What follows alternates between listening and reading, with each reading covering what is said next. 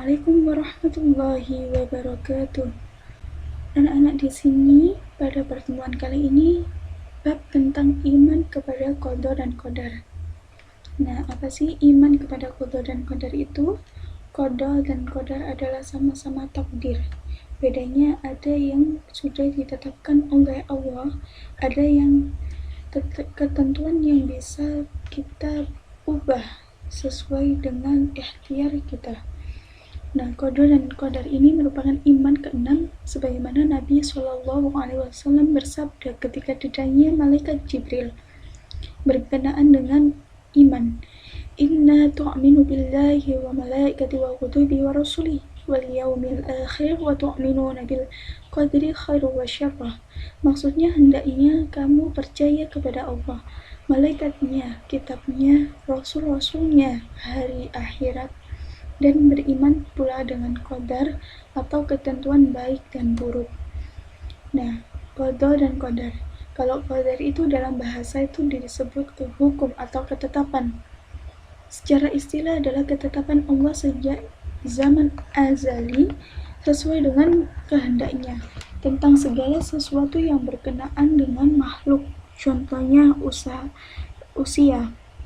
Misal matahari di garis edarnya, bumi berputar mengitari matahari, itu masing-masing sudah ditentukan oleh Allah. Kayak usia manusia, terus jenis kelamin, itu sudah ditentukan oleh Allah.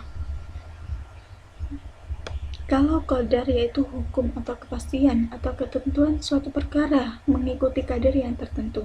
Dalam Islam yaitu perwujudan kehendak Allah terhadap semua makhluknya dalam kadar dan berbentuk tertentu sesuai dengan idarahnya. Yaitu contoh usia manusia 63 tahun. Contohnya ketentuan Allah sejak azali bahwa manusia akan diciptakan untuk mendiami bumi dengan berbagai ketetapan. Nah, qadar itu yaitu takdir, sesuatu yang belum ditetapkan benar-benar secara final, yaitu kita masih bisa mempunyai rencana, masih dapat atau berharap dapat diubah oleh Allah dengan kehendaknya, seperti kaya, orang miskin menjadi kaya, orang sakit menjadi sehat, sesuai dengan ikhtiar dan usaha mereka.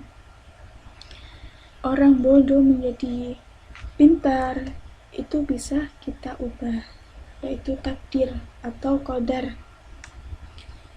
Adalah ketentuan suatu peristiwa yang terjadi karena pilihan makhluk itu sendiri yang akan dipertanyakan dan dimintai pertanggungjawaban oleh Allah di padang mahsyar kelak. Nah, jadi ada hubungannya takdir atau ketentuan qada dan qadar Allah, yang termasuk qadar yaitu takdir Allah dengan ikhtiar. Jadi ikhtiar itu apa sih? Ikhtiar itu usaha manusia untuk mencapai sesuatu yang diharapkan atau dicita-citakan. Sedangkan usaha yang dilakukan ini adalah harapan agar lebih baik untuk kehidupan baik di dunia maupun di akhirat.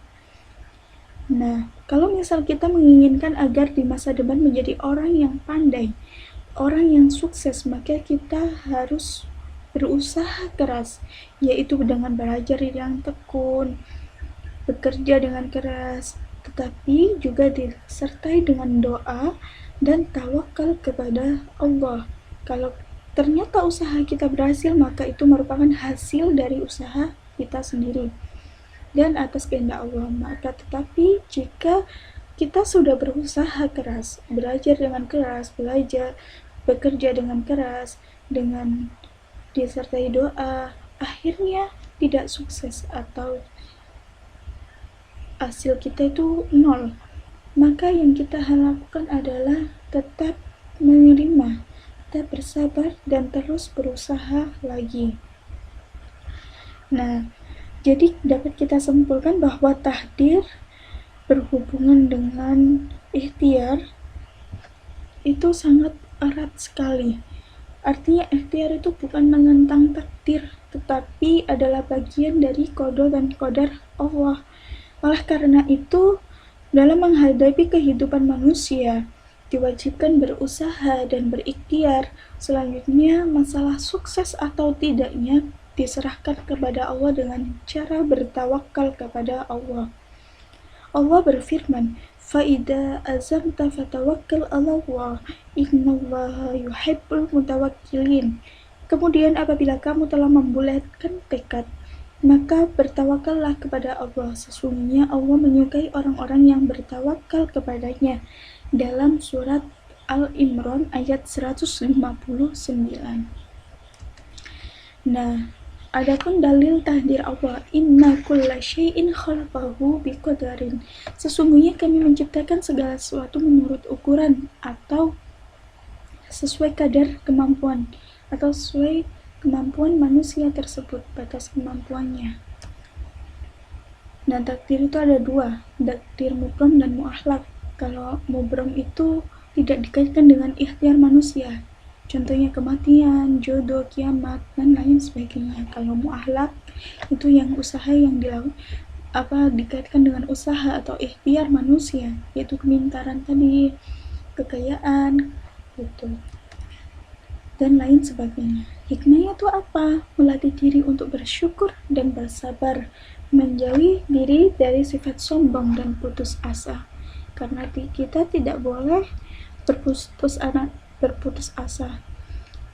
Dalam firman Allah, "Wala tay'asu min rauhillah, innahu la yai'asu min rauhillah illa al-qaumul kafirin."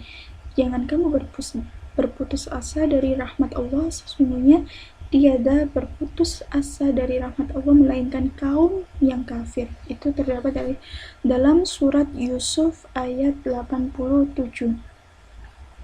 Memupuk sifat optimis dan giat bekerja atau mendorong seorang bekerja keras, yaitu dalam firman Allah, "Fabtaghi fima atakallahu daral akhirati wa la tansa nasibaka minad dunya." Dalam surat Al-Qasas ayat 77. Yang terakhir yaitu menenangkan jiwa. Selain itu banyak hikmah lainnya, kayak tidak sombong apabila berjaya, tidak kecewa apabila gagal, bersyukur apabila memperoleh nikmat, tabah menghadapi cobaan, mendorong kita berusaha dengan rajin. Nah, sekian yang materi hari ini. Apabila ada yang ingin ditanyakan, silahkan chat atau WA atau tulis di kertasnya masing-masing dalam Google Classroom, ya. Ya, ini evaluasi materi iman kepada qada dan qadar. Ada beberapa soal. Nah, batas pengumpulannya pada tanggal 12 bulan 2, yaitu bulan Februari 2020, maksimal jam 3. Sekian yang dapat saya sampaikan, kurang lebihnya mohon maaf yang sebesar-besarnya. Akhirul kalam, assalamualaikum warahmatullahi wabarakatuh.